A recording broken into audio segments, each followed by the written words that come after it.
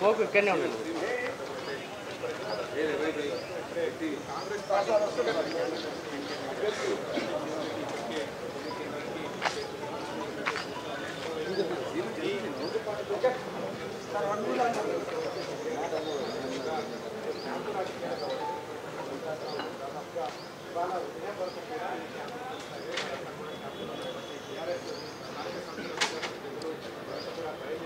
అందరికీ నమస్కారం.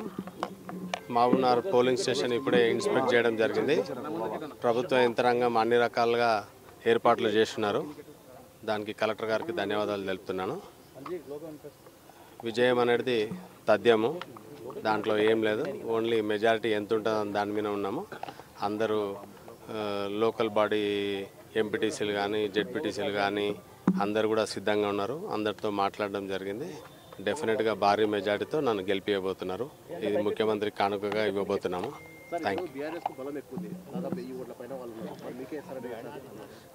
బలం వాళ్ళకు ఎక్కున్నదా తక్కువన్నదా కాదు, వాళ్ళు ఫేస్ చేసిన ప్రాబ్లమ్స్ ఏమున్నాయి, వాళ్ళు 5 సంవత్సరాల నుంచి వాళ్ళు ఏ మర్యాద కూడా నోచుకుంది, అదే నా విక్టరీకి మేజర్ కారణం. 100% నేను 200 to 300 ఓట్స్ మెజార్టీతో గెలవబోతున్నా.